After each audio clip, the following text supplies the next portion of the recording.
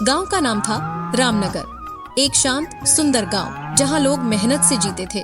उसी गांव में रघु और उसकी माँ एक कच्चे झोपड़ी में रहते थे। रघु की माँ घर घर काम करके अपने घर का खर्चा पूरा करती थी और उसी गांव में बबलू अपने पिता के साथ रहता था। बबलू के पिता एक व्यापारी थे। वे लालची और कठोर दिल के थे। उन्होंने बेईमानी से अपने व्यापार को आगे बढ़ाया। बबलू और रघु अच्छे दोस्त थे। वह साथ खेलते थे और साथ स्कूल जाते थे। वो दोनों गहरे मित्र थे। बबलू के पिताजी को इनके दोस्ती के बारे में कुछ नहीं पता था। जब बारिश का मौसम आता तो रघु के घर पर मानो कोई पहाड़ टूटकर गिर गया हो। लेकिन एक साल जब बारिश शुरू हुई तो बस शुरू ही रही और रुकने का नाम नहीं लिया। माँ, छप्पर से पानी टपक रहा है, कपड़े भीग रहे हैं। तेल बचा नहीं रघु। आज अगर बारिश न रुकी तो चूल्हा भी नहीं जलेगा। झोपड़ी से लगातार पानी टपके ही जा रहे थे। इस साल इतनी तेज बारिश थी कि उसकी झोपड़ी गलने लगी। हाँ, ये तो लगातार झोपड़ी से पानी टपके ही जा रहा है। रुको, मैं बाहर निकल कर देखता हूँ। माँ, ऐसा लग रहा है कि झोपड़ी आज गिर जाएगा। तुम जल्दी से बाहर आओ। रघु जल्दी से अपनी माँ को लेकर झोपड़ी से बाहर पेड़दाच के नीचे आ जाता है। हे भगवान, इतनी तेज बारिश में भीगकर तो हम बीमार हो जाएंगे। और देखते ही देखते झोपड़ी गिर जाती है और रघु की माँ रोते हुए कहती है, हे भगवान, हमसे ऐसी क्या भूल हो गई जो तू हमें ये सजा दे रहा है। बारिश और तेज होती जा रही थी। तभी रघु को उसका दोस्त बबलू याद आया है। उसने सोचा कि मुझे अब रघु के घर जाना चाहिए। माँ, आप जानती हो कि बबलू मेरा पक्का दोस्त है, तो क्यों ना उसके घर चले। हाँ बेटा, वो बबलू तुम्हारा दोस्त है। वो पक्का अपने घर ठहरने देगा। रघु और उसकी माँ बबलू के घर जाकर रघु ने आवाज लगाई। बबलू अपने पिता के साथ घर के बाहर आता है। रघु, तुम इतनी तेज बारिश में इधर क्या कर रहे हो? आओ, अंदर आओ। रुको भाई, मुझसे बिना पूछे क्यों अंदर आ रहे हो? चलो बाहर ठहरो।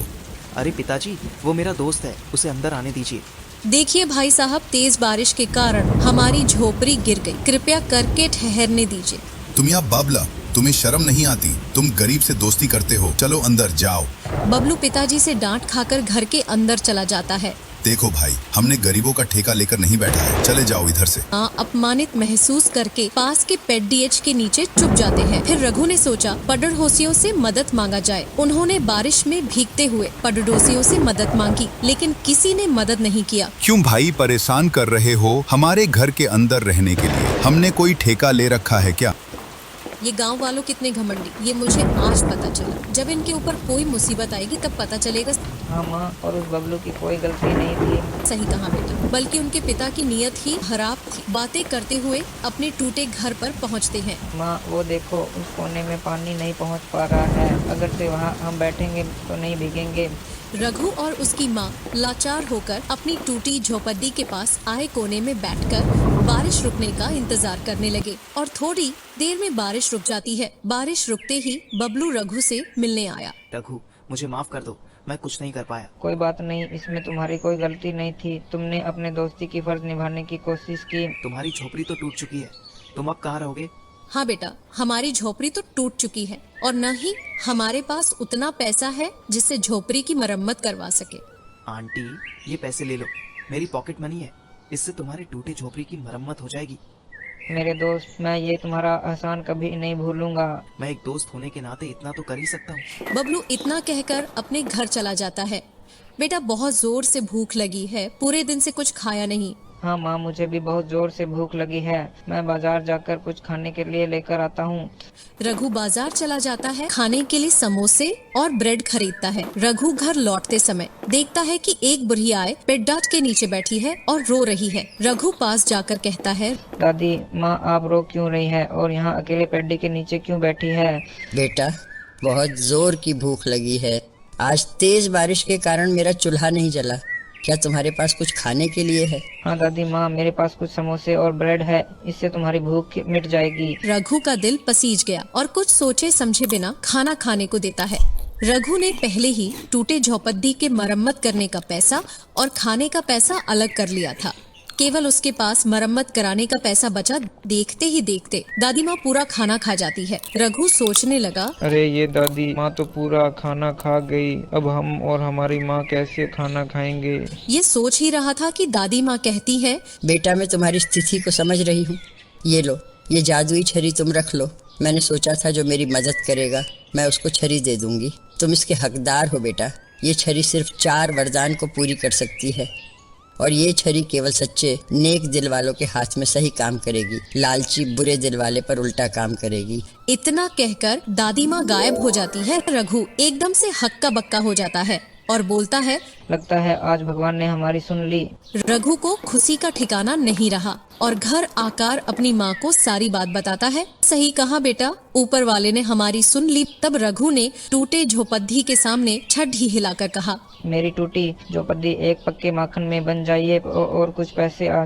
तभी छड़ी से चमकीली रोशनी निकलती है और उसकी झोपड़ी की जगह पक्का और मजबूत माखन बन जाता है। गांव वाले यह सब देखकर हैरान हो जाते हैं और रघु के घर के सामने बिद्दा जमा हो जाती है। रघु और उसकी माँ घर के अंदर चले जाते हैं ताकि उन्हें कोई परेशान न करे कि यह सब कैसे हो गया। अरे भाई ये सब कैसे हो गया? ये कोई जादू लग रहा है।